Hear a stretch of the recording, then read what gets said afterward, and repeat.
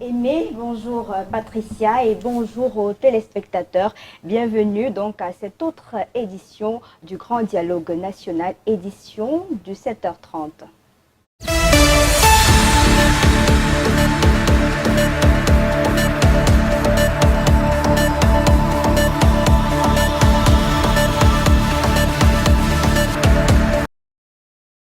Le grand dialogue national entre ce 1er octobre dans sa deuxième journée, une journée qui marque également le 58e anniversaire de la réunification du Cameroun, scellé le 1er octobre 1961 par les accords de Fumban. Et finalement, hier soir, les visages des membres des bureaux des 8 commissions du grand dialogue national sont connus. Pour ce qui est du bureau du dialogue, vous avez comme président Joseph John Gouté, accompagné de 4 vice-présidents, Abraham Kome, Garga Aman Hadji, Emilia Keze et Fadimatou Iyawa. Et pour ce qui est donc des commissions, notamment la commission bilinguisme, diversité culturelle et cohésion sociale, le président n'est autre que Joshua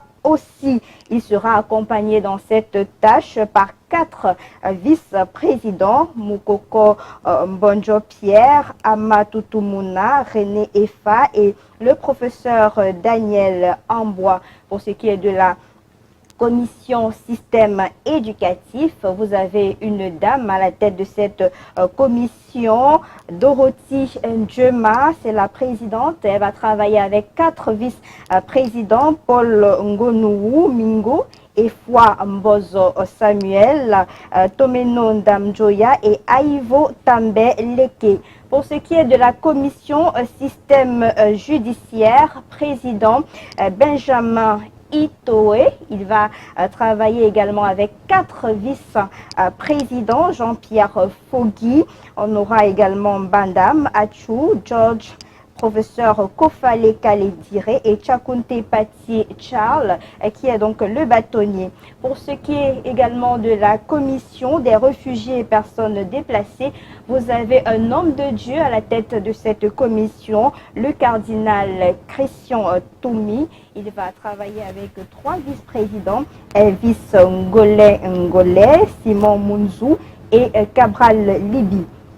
Commission reconstruction et développement des régions touchées par le conflit. Le président, le docteur Fumoyo Christopher, il sera là, accompagné de 7 vice-présidents, Gambo Fonjo Pierre, Omo Forbichinda Simon, Tawamba Célestin du JICAM, Eric Jean-Jacques Kindi du mouvement progressiste.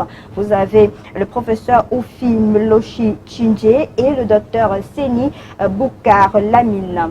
Dans la commission démobilisation et réinsertion des ex-combattants de la crise socio-politique, vous avez comme président le professeur Seydou Moussa, aux côtés de 8 vice-présidents, entre autres Fayengo Francis, Mengot Aré, Monseigneur George Nko, Gala Gérard, Zanga Antoine, etc. Et la personne ressource dans cette commission, c'est le ministre Joseph Beti Assomon. Pour la commission 7, l'avant-dernière commission, dans le rôle de la diaspora, dans la crise et la contribution au développement, vous avez comme président le professeur Atangana Amougou Jean-Louis. Il sera aux côtés de 4 vice-présidents, Bakafou Julius, Eric Chinje, Calixte Beyala, l'écrivaine, le docteur Ndomo, Lucie Boto Fouda. Et pour ce qui est donc de la commission 8, une commission qui intéresse les téléspectateurs également, c'est la commission de la décentralisation et le développement local qui sera présidée par Ngolé Philippe Ngwese, que vous connaissez certainement. Il va travailler dans cette commission avec 5 vice-présidents, Lekene Ndokfak, le professeur Sheka Cosmos, Abouem Achoyi, le docteur Pierre Flambeau Ongayap et Bella Moki Charles. Il faut préciser donc que toutes ces commissions ont des rapporteurs et des personnes ressources. On aura l'occasion de revenir sur ces personnalités que constituent donc les différentes commissions. Et toute cette journée, à partir de 9 h, donc tout à l'heure, les travaux en commission et ce jusqu'à pratiquement 19 h.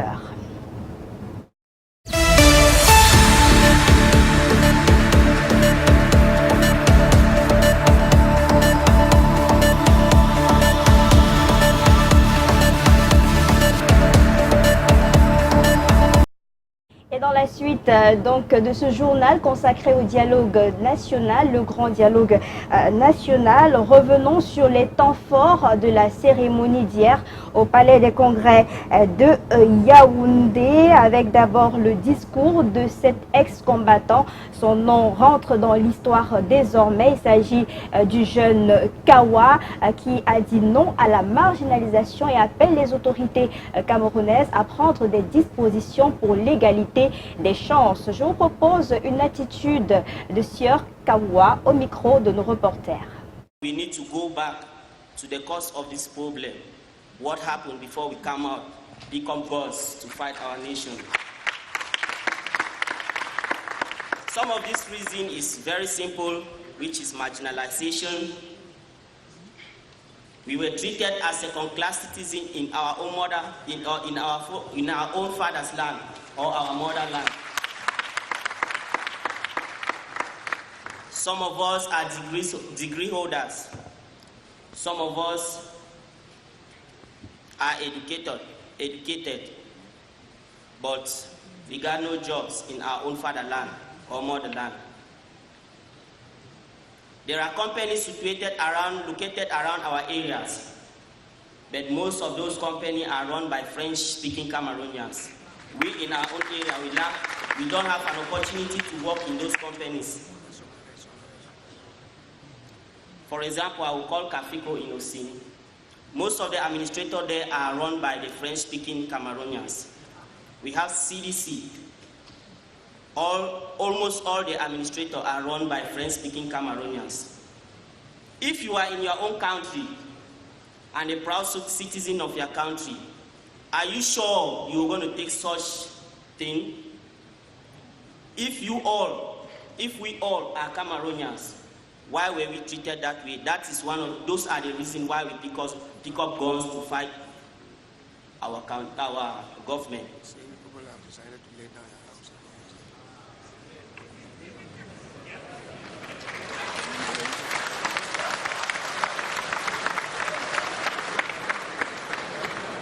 And some of these reasons why we decided to lay down our arms is because we realize that this government is more than us for us to fight, but at least we have let them know that we are angry, and that is why we all are here.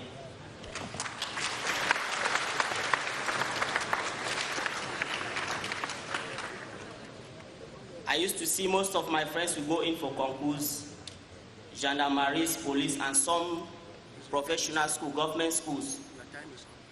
10 minutes, sir. 10 minutes, sir.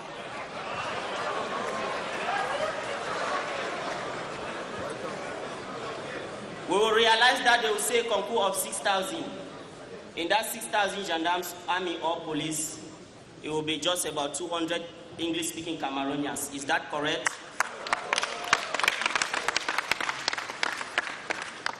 There is Soviet School of Public Works in Boya. Most of that school are French-speaking Cameroonians that are there. Is that correct? Enam, Emia, most of them are French-speaking Cameroonians. Is this country a bilingual country or a French country?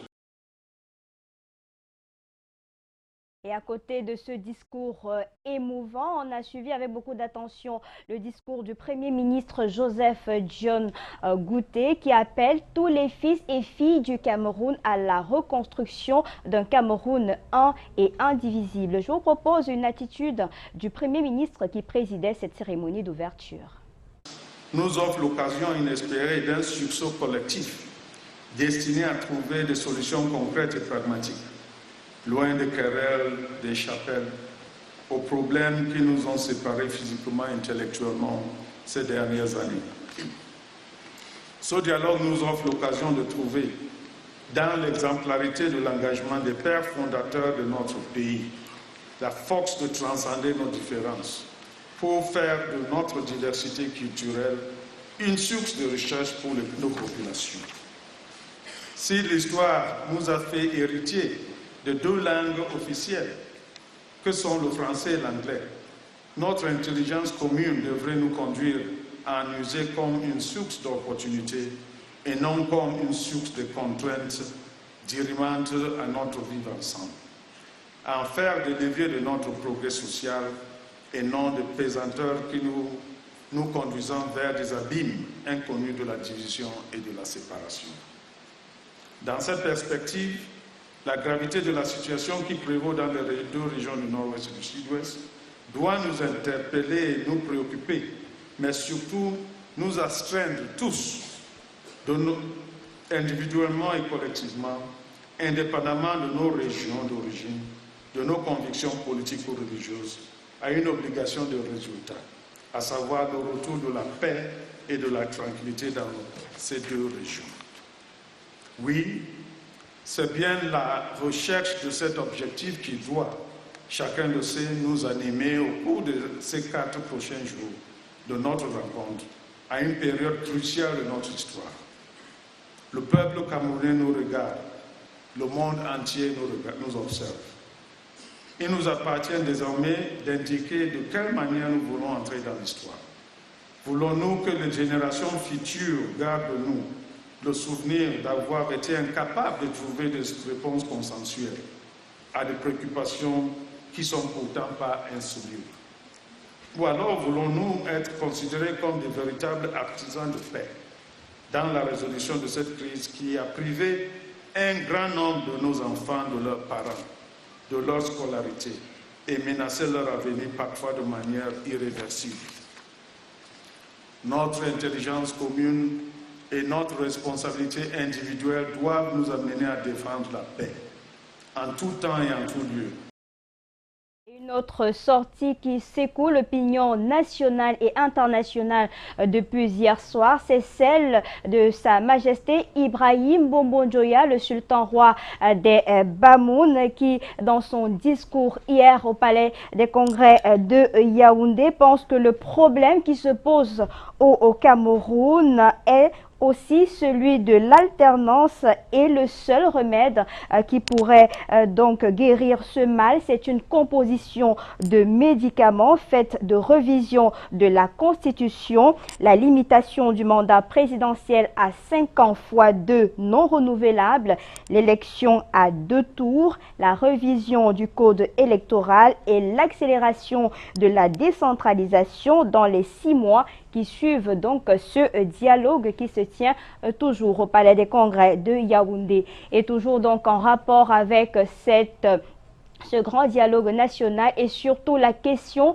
de la décentralisation, le Social Democratic Front du chairman Ni John Fundi a également fait une sortie hier soir à Yaoundé et pense que la décentralisation a tué l'esprit du développement communautaire qui était le trait caractéristique de l'État fédéré du Cameroun occidental, et des responsables nommés se sont donc enrichis en appauvrissant les citoyens de ce pays si potentiellement riche, mais si pauvre. Voilà un tout petit peu quelques sorties qui ont marqué la journée d'hier au Palais des Congrès de Yaoundé avant l'élection des différents membres des bureaux de commission.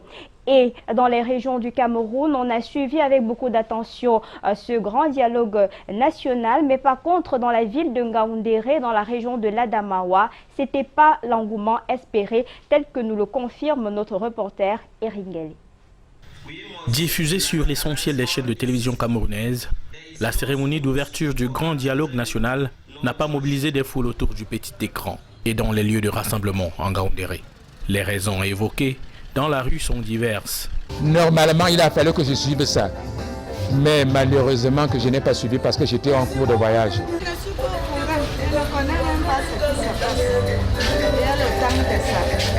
Non, on veut l'argent. C'est la seule préoccupation? Le pays souffre, vous parlez de dialogue national. On fait quoi avec? Pour ceux des compatriotes qui ont suivi le lancement des travaux depuis le mont Kolignada à Yaoundé, il a fallu trouver des stratégies afin de juguler les occupations quotidiennes, au besoin d'écouter les protagonistes du grand dialogue national. J'ai fait tout pour que le programme soit suivi étant dans ce véhicule, sachant que je n'ai pas le temps matériel d'être devant le petit écran.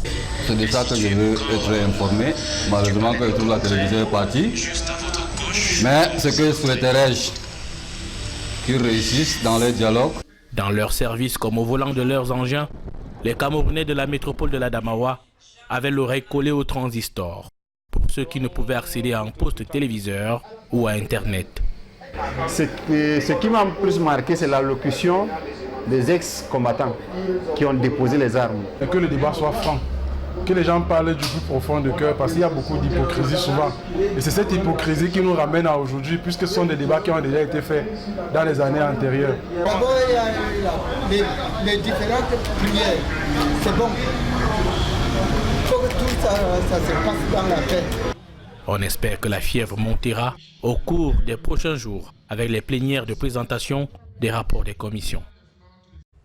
Et la fièvre va certainement monter tout à l'heure. On l'a d'ailleurs observé hier avec quelques participants très en colère au regard de la configuration des différentes commissions. On aura l'occasion de revenir sur cette actualité-là, mais on a vu des figures importantes de notre histoire hier au Palais des Congrès et même après l'élection des différents bureaux, Akere Mouna, le cardinal Christian Toumi, d'autres personnalités à l'Estada Tangana Manda. On a également eu le chairman John Frundi, mais on a recueilli quelques propos pour vous au sortir de cette journée du 30 septembre. On écoute.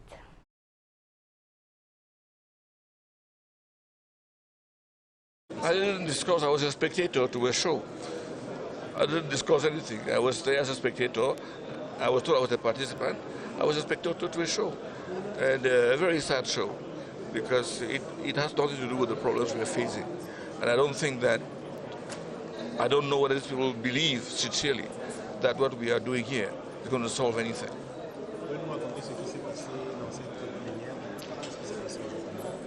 Je n'ai que rien ne s'est passé à ce qui me concerne. Il y a eu des intervenants pré-choisis pour intervenir, pour faire des discours.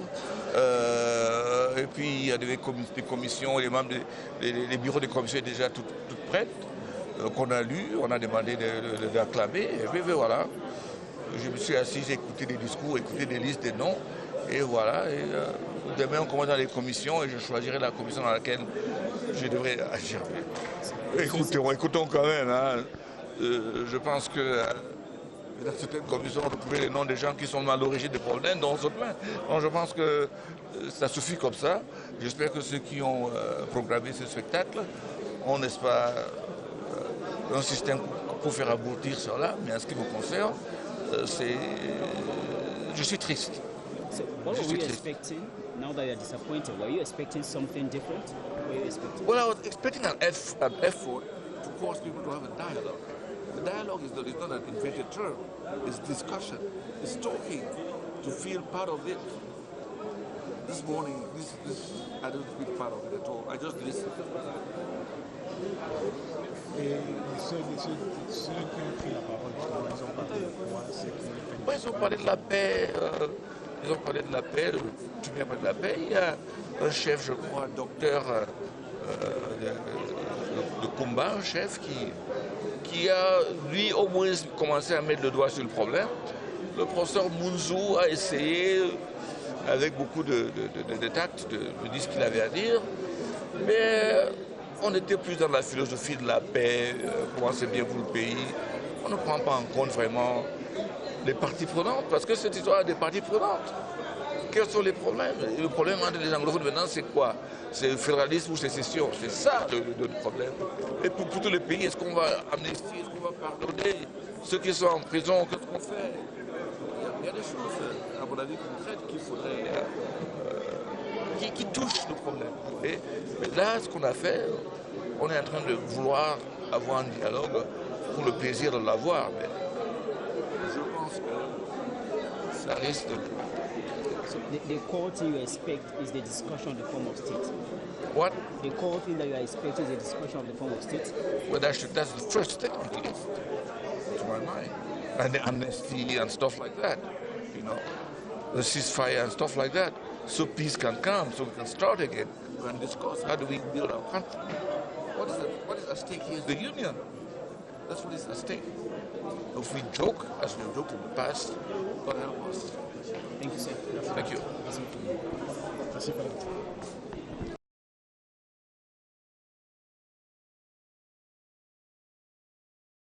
Mon impression est très très bonne. Est-ce qu'on a avancé? Et tout le monde a parlé en toute franchise, tout le monde qui a pris la parole a parlé en toute franchise, et tout le monde disait ce qui était dans son cœur. C'est l'impression qu'il y a eu. Mais il semble qu'il y a des autres qui n'étaient pas contents. Une impression très positive. Il y a déjà quelques idées pour régler le problème dans le nord-ouest et le sud-ouest. Vous avez entendu ça?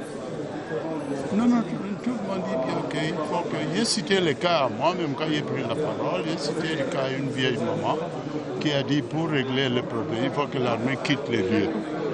Et que les boys rendent, n'est-ce pas, leurs armes, parce qu'ils ont des armes illégales. Au Cameroun, pour avoir des armes à feu, il faut la permission de l'État. Mais toute l'armée doit avoir des armes prêts à défendre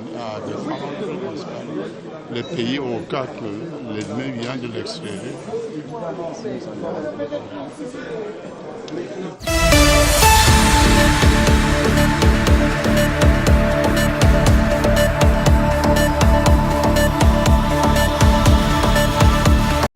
Vous aurez certainement d'autres réactions dans le 9h tout à l'heure pour suivre donc l'actualité au niveau du Palais des Congrès avec Akeremouna qui menace de claquer la porte à ce grand dialogue national et le cardinal Christian Toumi qui est par contre satisfait jusqu'à présent de ce qui se passe au Palais des Congrès de Yaoundé. On va donc mettre un terme à cette édition spéciale consacrée donc au grand dialogue national 7h30 chez Canal 2 International. On vous donne rendez-vous tout à l'heure à 9h pour le point des commissions en rappelant qu'aujourd'hui c'est une journée uniquement en travaux de commission. Les séances plénières vont reprendre à partir de jeudi. Quant à là, on suit l'actualité pour vous téléspectateurs et Aimé Moukoko, Patricia Naoussi. C'est un plaisir d'être avec vous ce matin. On se donne rendez-vous demain à 7h30. Très en beauté, très en couleur également. Donc le rendez-vous est pris pour demain et vous devez certainement connaître des Chinois. N'hésitez pas à leur